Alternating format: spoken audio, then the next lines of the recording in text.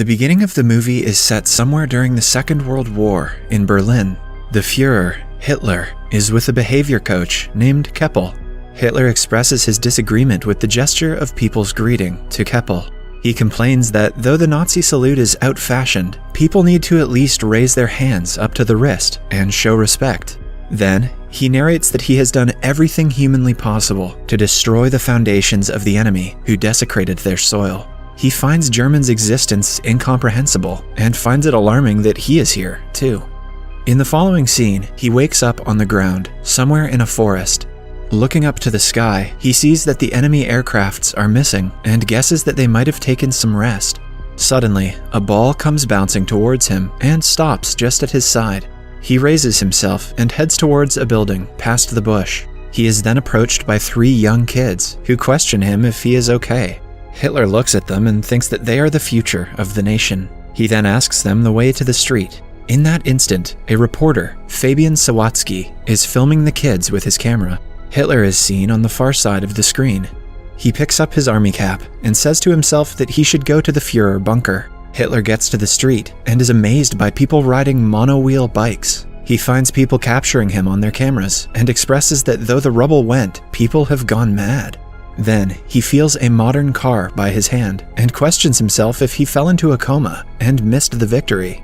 He realizes that he is not aware of his situation entirely and alerts himself to collect more information.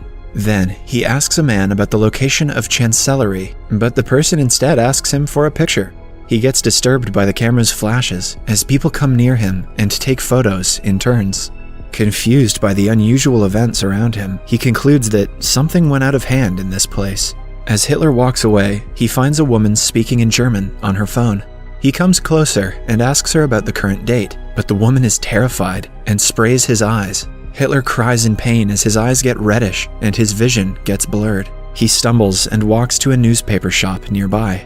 He gets shocked to see the date October 3rd, 2014 written on the paper and falls to the ground at once. Somewhere else, the boss of a TV station, Karner, praises Mr. Christoph Sensenbrink for his excellent job as the deputy's head. He proposes a higher solution, but instead announces another worker named Miss Katja Bellini as the managing director. Due to this, Christoph is shocked and dissatisfied. He comes to his office and vents his anger out at a struggling filmmaker named Fabian.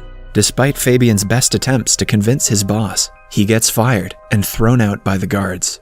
Sometime later, Hitler wakes up at the news shop and asks the owner about the date. He confirms that it is in fact 2014. A confused Hitler questions if the shopkeeper has kidnapped him and suspects that this is all a trick play of the enemy's secret service. He threatens to kill the shopkeeper if he is working for the enemy, but the shopkeeper gives him a bar of chocolate instead. Hitler opens it after quite a struggle and sniffs it. He declares it to be industrially pressed grain and questions the shopkeeper if there is still a shortage of bread. The shopkeeper asks Hitler if they are filming a documentary somewhere nearby, mistaking him for an actor. The shopkeeper then says that he looks exactly like the Führer, to which Hitler replies that he is the Führer. After that, Hitler sees the Turkish newspaper and asks if the shopkeeper has Stürmer or Panzerbar. The shopkeeper says that he has more Turkish customers. Hitler is astonished at the presence of Turkish people in Berlin. He then starts collecting information from the newspaper. While reading it, he assumes that he didn't win the war in the past, and Germany was given to the hands of clumsy women having the charisma of a wet noodle. He further laments the existence of Poland and concludes the war to be a total waste. Meanwhile, Fabian looks upon his video reporting about soccer and sobs, sad at the fact that he was fired. Don't worry, Fabian, in a couple years you can get a job on YouTube. His mother calms him and asks him to pause the video, noticing Hitler behind. Fabian is amused at the discovery of a person who looks so similar to Hitler. Back in the shop, the shopkeeper asks Hitler to keep the newspaper aside and stand outside. Hitler grudges at being asked to work. The shopkeeper suggests Hitler clean his clothes, for they stink. He then goes to a laundry place and asks them to clean his uniform. Hitler asks if they have another uniform, since he cannot walk away naked. Hitler doesn't understand that he's in modern-day Germany now, and nudity is no big deal. Next, we see Hitler walking to the news cellar with jeans and a sweater on. Hitler's looking bussin'. Fabian, on the other hand, has somehow managed to find him and is waiting for him in the shop. After getting a look at Hitler, he is amazed at his appearance. Fabian asks Hitler if he can film him as he marches through modern Germany. Hitler agrees with the idea. Fabian takes up some cash and a car from his mother and begins his journey with Hitler. The two end up in a hotel where Hitler gets amused at seeing the television. He then decides to talk about politics in Fabian's presentation. He goes to places asking people regarding their views on politics. After the interviews, he finds that there was minimal impact of democracy upon people during his absence. He inspects discontent and suppressed anger in people, which reminds him of the 1930s, when people had similar views but lacked the term political disenchantment. People tell Hitler about the problem of immigrants in the country, making Hitler push his idea that mixing the races doesn't work. Later, Fabian asks Hitler the source of his unique mustache. Hitler replies that he cut his mustache to a shape that fits a gas mask. A while later, the two end up on a farm, where Hitler gets bit by a dog. He is enraged and shoots at the animal. Fabian scolds him and seizes the gun. As the tour goes on, Fabian eventually runs out of cash, but he thinks of a plan and convinces the passers-by to have their sketches drawn by Hitler. Hitler finally gets to exhibit his creative side and draws sarcastic pictures, which people find funny and pay for. They continue their trip after collecting enough money. Back in town, Fabian shows a clip of Hitler to Christoph. The video has a lot of views, as Fabian has uploaded it to the internet. Christoph is impressed by the large number of views on the video. He asks Fabian for Hitler's name and contact number. After meeting him, Christoph suspects Hitler to be a lunatic and asks Fabian to take him away from his office. Before leaving, Hitler enters the director's office and asks her to save Germany together with him. Interested by the idea, Bellini asks him about the plan. She quickly asks her assistant to prepare a proper TV format for broadcasting the Führer on listening to Hitler's idea. Fabian then threatens Christoph to give him his job back, or else he will take Hitler away. On hearing this, Christoph makes him a kitchen boy, promising to promote him when a new editorial post opens up. Kitchen boy is better than an internship, I guess. Sometime later, Hitler is given a table at the TV studio. Christoph calls Kromeyer to help Hitler with computer use. Hitler recalls the computers of his days and labels the invention to be one of the greatest. Kromeyer tries to sign up Hitler to email, but informs him that his name is already taken. Hitler grunts for others stealing his name and tells her to use New Reich's chancellery as he liked it. Christoph plans to put Hitler on a live comedy show called Whoa, Dude! He is still salty because Bellini got a promotion instead of him and intends to create trouble for her. He intends to bring racism to the debate through sarcastic jokes on Jews and throw out Hitler. The show starts, and Witzigmann, the host, calls for Hitler on the stage. The audience gossips about Hitler's appearance, but when Hitler gazes at the audience, the hall goes completely silent. Hitler soon breaks the silence, but does not read out the lines as scripted. He explains that he is to tell a joke about immigrants, but he is not going to do so. He says that a TV is a great invention of the human, but the shows broadcasted are nonsense. Clearly, Hitler hadn't seen Game of Thrones yet. He sheds lights on problems like poverty and unemployment, and forecasts that the people of the country are heading towards the abyss without noticing it. Hitler vows to fight against the TV, not only up to the broadcast of the abyss, but also until he succeeds in overcoming them. Everyone likes the idea and claps for him. Seeing Hitler's popularity, the host, Witzigmann, gets envious. Bellini asks Christoph to broadcast Hitler in every show. Christoph is distressed because of the failure of his plan. In the following scene, we see Hitler give interviews on numerous TV shows and share that his motive is to make Germany great again. Wow, this movie was ahead of its time. His popularity grows immensely, and he meets several people and party leaders. He starts charming them all by sharing his ideas. One day, Hitler and Fabian visit NPD headquarters in Berlin. He calls for Ulf Birn, the federal chairman of NPD, and asks him what his cause has achieved so far. Hitler belittles him and says that they have wasted enough time, and the movement is taken aback by decades due to their words. Christoph gets excited and happy when the cops and district attorney, DA, appear at the TV studio. They explain that they are here for a complaint of charging violation of hate laws. Bellini asks what they are to do then.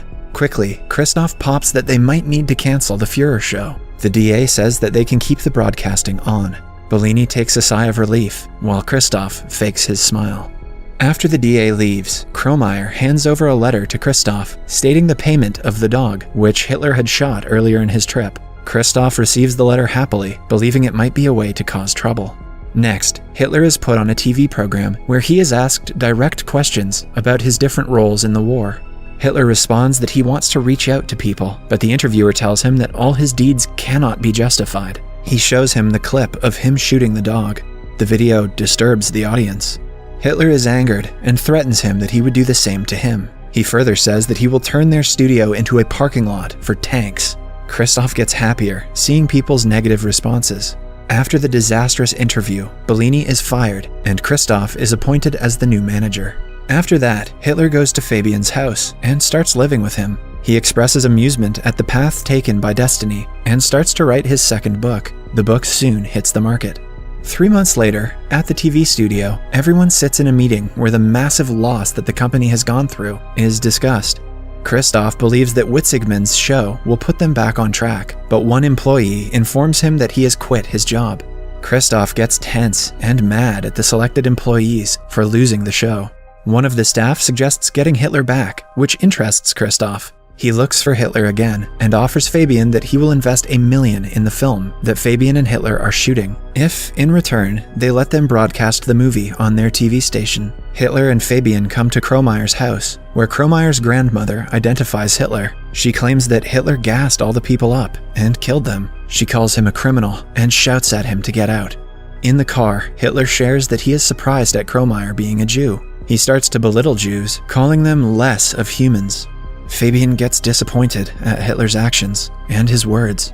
Back in the set, Fabian gets Hitler to replay how he got to the place. He asks Hitler what happened before the ball came rolling to him in the woods, but Hitler cannot remember it. Later at night, he walks off the set and is surrounded by some thugs.